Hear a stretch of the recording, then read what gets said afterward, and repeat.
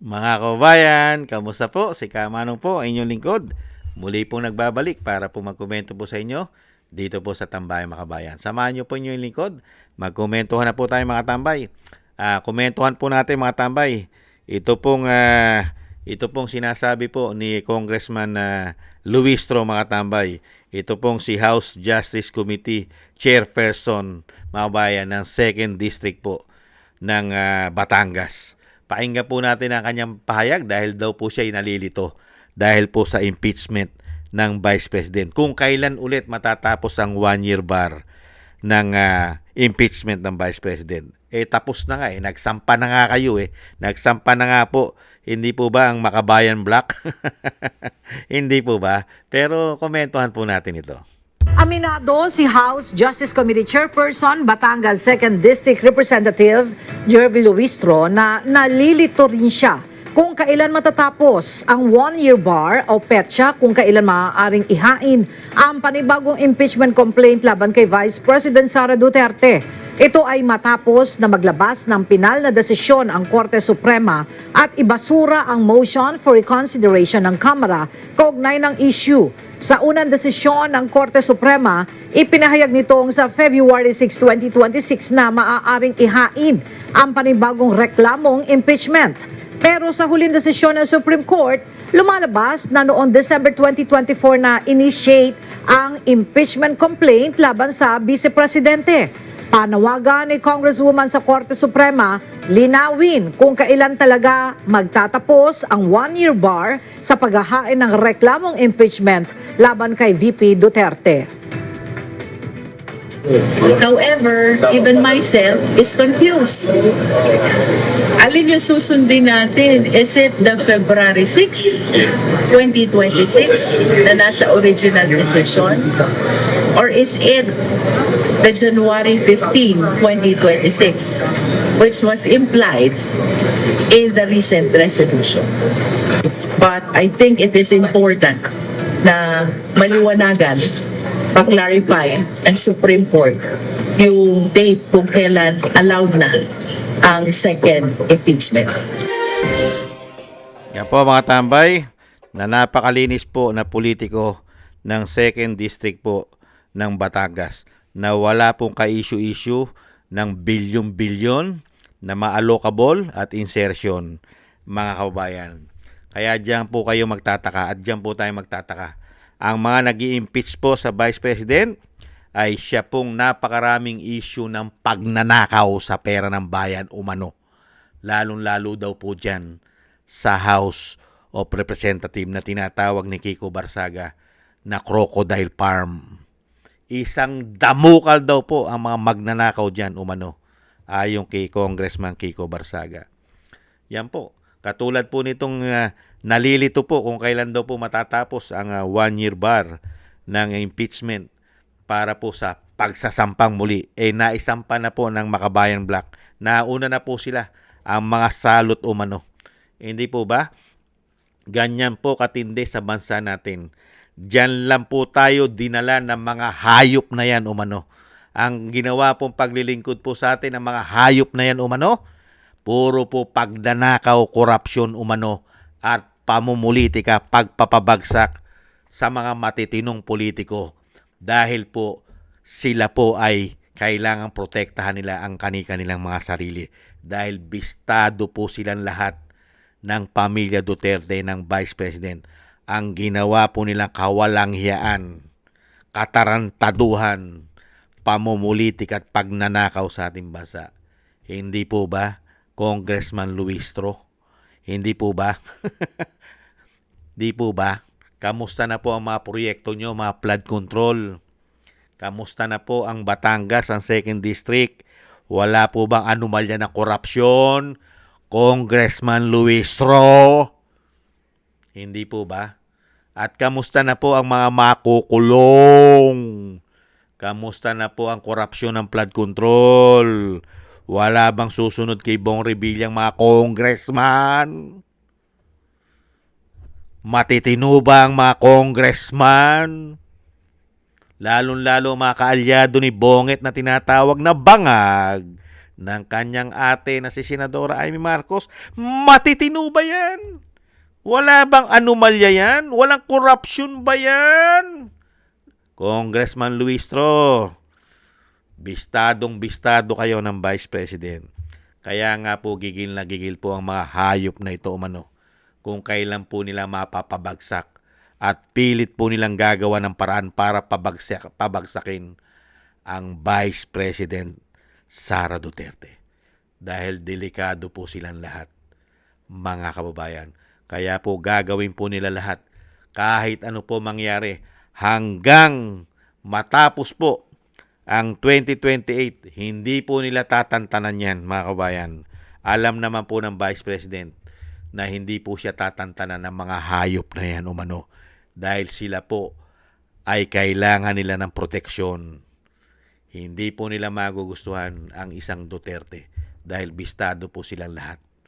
Ang mga galaw, kilos, diskarte, lalong-lalo po sa politika at pagnanakaw. Hindi po ba, Congressman Luistro? Di po ba napakarami po niyan? Lalong-lalo po ng 19 Congress? Hindi po ba? Hindi po makakalusot ang mga hayop na ito, ang mga hayop na yan. Pag naging Pangulo po ang isang Duterte, never makalusot po ang mga ginawa po nilang kabalbalan, lalong-lalo po sa ating pera. 3 taon mahigit korupsyon ang issue at lalong-lalo po sa politika, lalong-lalo sa ginawang pagpapatapon sa kanyang ama na walang due process at kidnapping ang ginawa nila umano. Malabo po sila sa sabaw ng pusit na makatakas po sa mga kawalangyaang ginawa nila, kademonyohan at pagnanakaw sa pera ng taong bayan umano. Hindi po ba? Kaya good luck na lang sa inyo. Sana, lagi naman po nating hiling na sana po sa lalong mabilis ang Vice President ay maupo na po sa ating bansa. Kawawang-kawawa na po ang sambayanang Pilipino. Kawawang-kawawa na po tayong mahihirap sa mga hayop na ito. Wala po silang ginawang paglilingkod sa atin. Mag-4 na taon na po sila sa posisyon. Wala po tayong napala sa mga hayop na yan umano. Kung hindi po pamumulitika at pagnanakaw ang issue nila umano. Hindi po ba? Puro po pagpapayaman lang po ang ginawa nila yata. Payamanin ang mga sarili at ang mga lahi nila umano. Tapos ngayon, lahat ng pinagagawa nilang katarantaduhan at kawalangyaan, kailangan po nilang isisi ng isisi at i-divert ng issue sa ating Vice President. Hindi po ba, Congressman Luistro? Nagtatanong na si Kamanong. Kaya yan po mga tambay.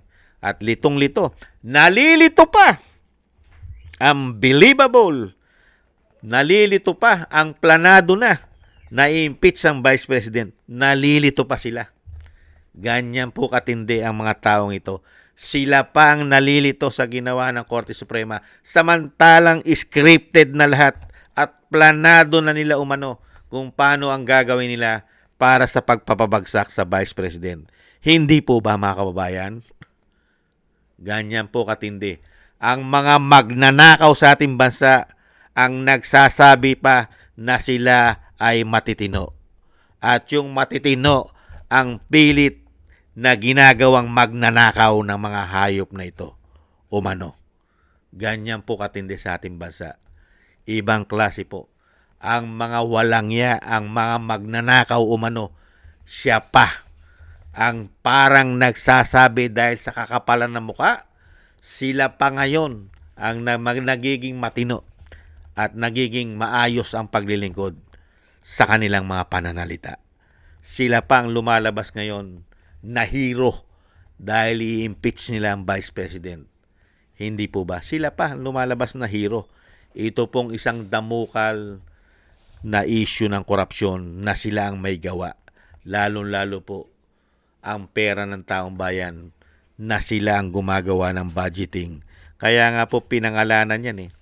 Ang pinaka-worst na nangyari sa kasaysayan ng Pilipinas ay nang pumasok po ang 19 Congress at pinangalanan po yan ng Vice President na kinontrol po ng 2 tao lamang noong 19 Congress ang pera ng Pilipino na tinatawag niyang tambaluslos at nisalde ko.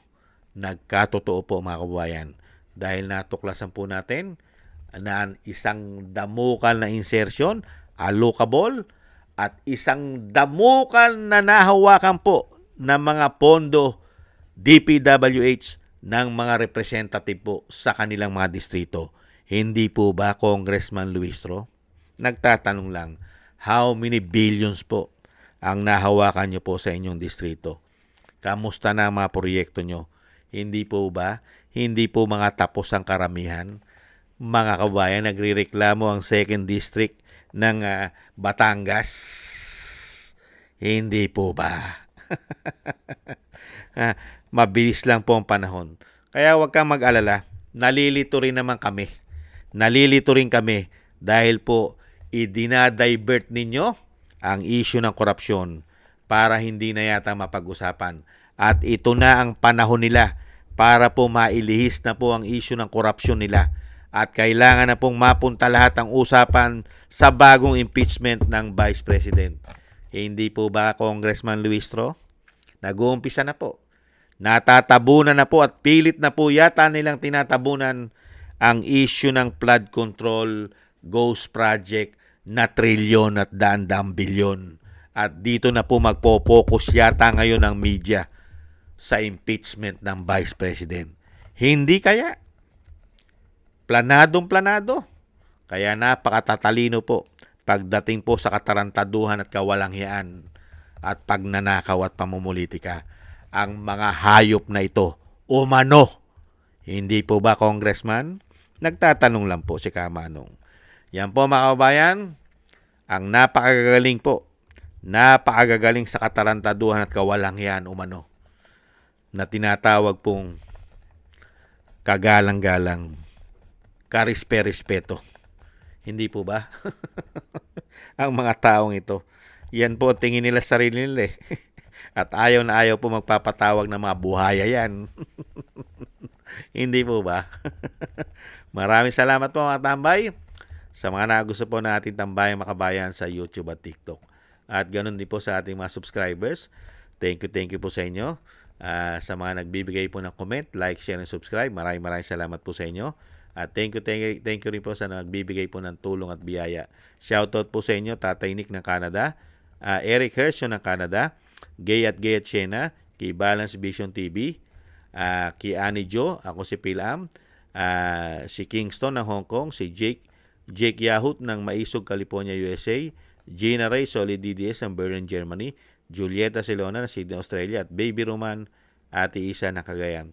Thank you po mga kabayan. Ingat po kayo, lalo po sa inyo pong mga paggawa. God bless po mga kababayan. God bless po sa inyo lahat. Tiis-tiis lang po tayo. Bye-bye.